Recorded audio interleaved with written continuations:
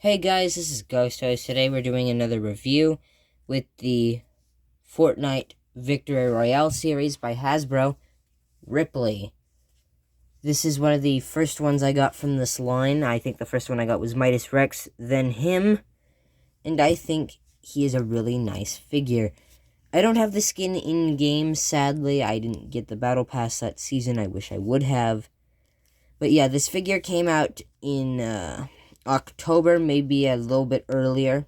I've seen them hit shelves in other videos, and I think he hit my target actually pretty early. But yeah, most of them started popping up in October, and as of this year, they are super available. There used to be like 2 on the shelf, and they would get new ones every like 2-3 weeks. Now they have the entire series, besides Jewels, on my shelves at Target. So, seems like it will be a pretty easy to get line of toys, hopefully, unlike the Jazzwares ones. So here is Rippley. I lost one of his accessories, but I'll talk about the ones I managed to hold on to. We have his shotgun right here. Translucent and clear like him, except for the handle and a few other parts of the weapon. I don't know the names of weapon parts. I've shot a shotgun before, but I don't know the names of any of the parts. Alright. Here we have his sludge sledge, and I'll get to why it's called that in a minute. So those are the 2 accessories I still have for him. Move that to the side, actually. So a little note about the character. He came out in Fortnite Chapter 2, Season 1. In the Battle Pass, which I didn't get. I can't remember which tier he was. I'm pretty sure he came with a full set of items. I can't remember. My brothers have this skin in-game and have his whole set. I don't. I don't know everything he comes with in-game, but it's still a nice skin. He's a kind of important to the storyline, and he has his own storyline going on in-game. Let's see, he works for the team. I don't think they say which team he works for with Alter and Ego, aka Ghost and Shadow, but he's a part of the Ghost and Shadow war that happens in the game. And I can't remember which side he works for. I'm pretty sure he works for Ghost. But yeah, he was a part of that little gang war. He wasn't in any of the cinematics or the storyline, really. He was just kind of there for the whole thing, I guess. In the storyline, he may have been created by the Chaos Agent, or maybe he gained sentience all on his own. He is formed out of a liquid consumable in the game called Slurp Juice, which is a healing item in the game that you would drink to heal you, of course. And I guess he is completely formed out of that. So, living Slurp Juice. Maybe if you eat him, it will heal you. I don't know. He has a counterpart which is red named Sludge, which is for sure made by the Chaos Agent, who has also made other Sludge characters later on in the game. So yeah, he has his little storyline going on. He has an enemy. Yeah, you have a bit of storyline explained in his loading screen, where you see he's being taken care of by one of the other characters in the Battle Pass in a farm, while Sludge is looking for him. So yeah, there's storyline there for this character, which I always love when they do that little interesting bit of information for these characters. It's nice to see. Alright, so let's take a closer look at the figure for the detail. You can see you can take this part off right here, reveal the little bubble. In the game, he has like just a lump of sludge for a head, and inside was a group of bubbles with a face on it, which is what this is supposed to represent. The eyes, I didn't scratch those up. Those eyes were scratched like that out of box, which is very disappointing. But anyway, oh yeah, this was also scratched up, so that's kind of upsetting, but it's fine. I'm going to keep this on most of the time. So I guess at a distance it looks fine. I may touch up the paint. I've tried touching up paint before on figures, and it doesn't turn out too well, so I'm not sure if I'll touch it up or not. I may get a new one. You can see the closer detail You can see they sculpted in the material of his overalls. They did a lot of the paint. They really put their all in the sculpt here. In the pants, they did the sculpt. In the boots, they did texturing. It's all very nice. They even did the texturing of the sewing of the sole onto the boot. So yeah, they put a lot of detail into this. I'm pretty sure the logo is supposed to look damaged like that. I don't think I damaged it. So yeah, very nice. They really went all out with the sculpt here.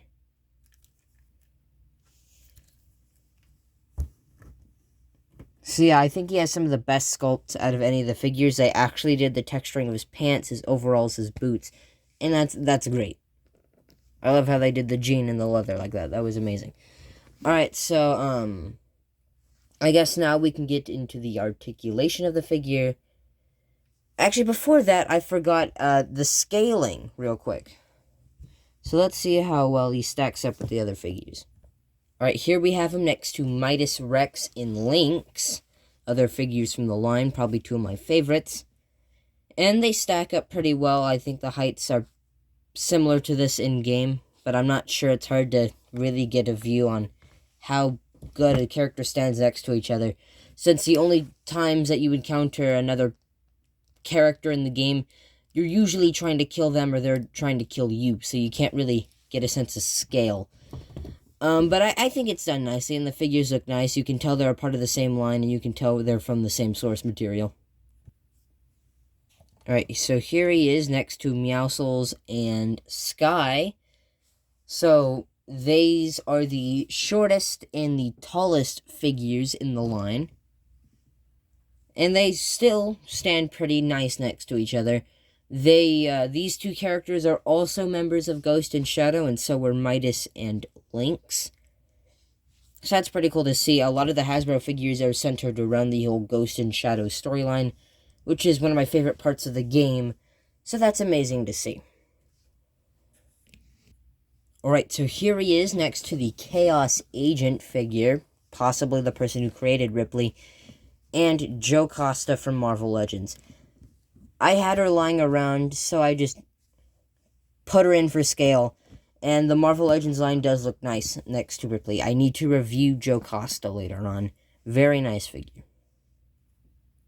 Alright, here are some other Fortnite figures. We have the Fortnite Legendary Series, Jonesy, and the Fortnite Legendary Series, Sentinel. From one of my favorite figures from the line to my least favorite. They still stack up nicely, although you probably would be able to tell that the Hasbro line is a bit taller than Jazwares, because Jazwares' Fortnite line stands around exactly 6 inches, while most of Hasbro's toy lines are around the 6.5 inch scale. But I still think they look nice next to each other. Alright, I almost forgot. Here he is next to Dio and Sion. Other figures, they were recently released. Well, not too recently. They've been out for a few months now. But yeah, here they are. With Dio being one of the other tallest figures in the line. With him actually maybe being just as tall than Rippley. So that's pretty cool to see.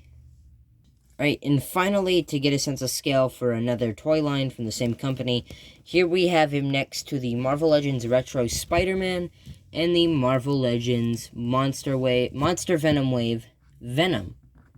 So yeah, Venom is taller than Rippley, but I think their heights are pretty well matched.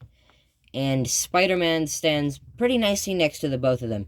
Both these characters are in Fortnite, so if you want, you could mix your Marvel Legends line and your Fortnite line. Although in the game, Spider-Man and Venom do have a bit more of a complicated and modern design, so they won't fit perfectly, but if you want to match them, you can. Alright, so finally, let's end off this review with some articulation. Here we can see that he can look up a little bit, look down, move his head all around like that, so that's pretty cool. Move his arm up a pretty decent amount. butterfly joint, although it doesn't do much of anything. The whole arm can swivel, but not all the way around like with the other figures. He also has a swivel right here at the bicep. Double jointed elbows with pinless articulation with pretty good range. Swivel at the hand. And let's see, you can move his hands, although the joint is a bit stiff. Let's see, he has an ab crunch, which doesn't do much.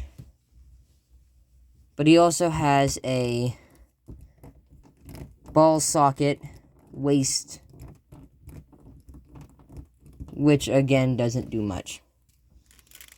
We can kick his leg forward a little bit, but with the sculpt of the pouches and stuff on his leg, it doesn't do much. It can't go back whatsoever, but you do have double jointed knees with a bit of range. Boot cut.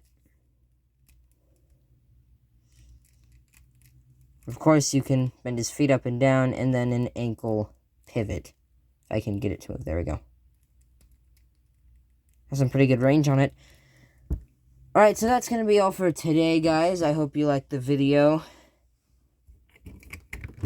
If you liked the video, please leave a like. If you want to leave a comment, please do so. If you want to subscribe to see more content like this, please do. I'm going to leave a link down below to a website where you can order this figure. No, I am not sponsored. It's just if you guys see my review and you want to decide to pick it up, buy it, pre-order it, then you should. And I want to make that easy for you guys by putting a link to buy the figure below. Hopefully I don't get in trouble for doing that. And I'll see you guys later. Have a wonderful day.